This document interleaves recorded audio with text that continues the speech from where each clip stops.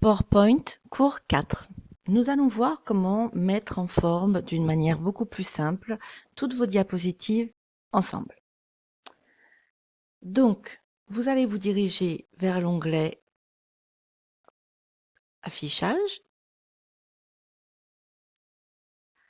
Dans cet onglet, vous voyez différents boutons. Nous allons activer le bouton Masque de diapositive. Par défaut, le masque de diapositive qui apparaît est celui de la diapositive sur laquelle vous étiez. Donc, si j'étais sur une diapositive avec deux contenus, je serais ici. Là, comme j'étais sur ma deuxième diapositive qui contenait un titre et du contenu, je suis sur celle-ci. Pour pouvoir mettre en application sur toutes les diapositives, je vais remonter mon curseur jusqu'à la première. Vous allez me dire à quoi ça sert?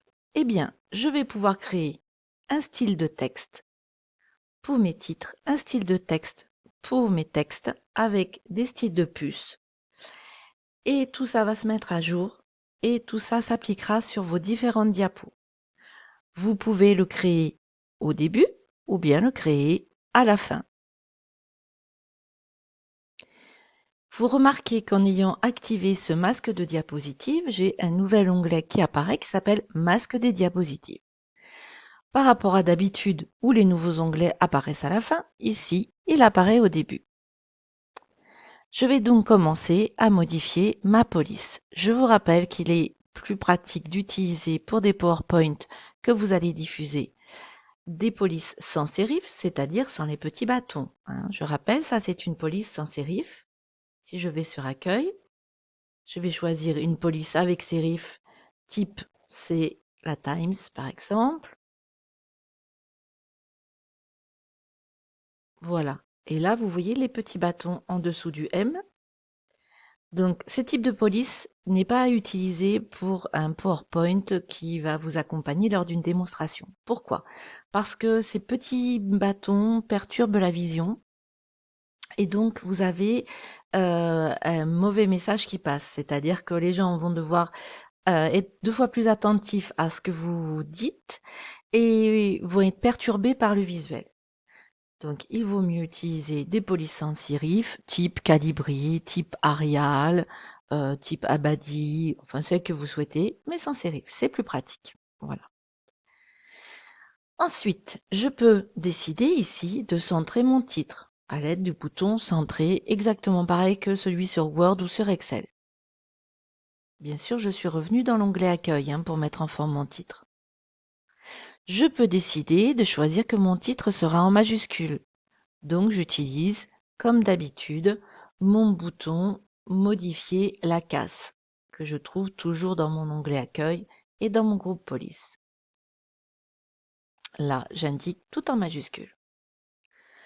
Ensuite, je vais pouvoir choisir également une couleur de police. Voyons, je vais dire que je pars sur du orange. Je peux choisir une taille de police, bien sûr. Alors attention, les titres, c'est souvent en 40, 44. La police de base, pour pouvoir choisir la taille de la police, c'est Arial, comme ça, que ce soit correspondant à du 40 Arial. Ensuite, je vais pouvoir également décider de mettre un arrière-plan à ce titre si je le souhaite. Je vous le conseille pas là, puisqu'après on va choisir de mettre un arrière-plan sur notre diapositive. Donc on va rester comme ça. Je peux choisir également de mettre du gras. C'est à vous de désirer la mise en forme que vous souhaitez. Attention tout de même sur l'ombre du texte parce que ça perturbe également la vision. Et aux soulignés qui sont généralement utilisés pour faire des liens hypertextes. Je vous expliquerai après pour les liens hypertextes. Je m'intéresse maintenant au texte de ma diapositive. Donc j'ai plusieurs niveaux de texte, comme vous le voyez, que j'activerai après lorsque je taperai. Attention, ici, bien sûr, je ne tape aucun texte, sinon cela va apparaître sur toutes mes diapositives. Donc, je vais ici choisir ma mise en forme de police. Je reste sur du Calibri, mais je vais augmenter un petit coup à 32 par exemple. Et je vais décider que je ne veux pas un point comme puce, mais que je veux une petite, 4 petits carrés comme ça. Cette puce, je peux également, avec puce et numéro, comme nous l'avons vu sur Word, décider de réduire un petit peu. C'est-à-dire que vous voyez ici, je suis à 100% du texte. Et bien, je vais décider de la mettre à 90, de manière à ce qu'elle soit un petit peu moins grosse. Je peux également décider de lui mettre une autre couleur. Alors, je vais lui choisir du bleu. Je pourrais personnaliser l'image comme nous l'avons vu également sur Word. OK. Vous voyez, ça se met à jour. Je peux également ici décider de décaler ma suite de texte parce que je trouve un petit peu trop proche de ma puce. Donc je le mets à 1. Je vais faire la même chose pour le deuxième niveau. Je choisis une autre puce, par exemple rond. Je choisis, hop, dans puce et numéro, de le mettre pareil à 90% du texte.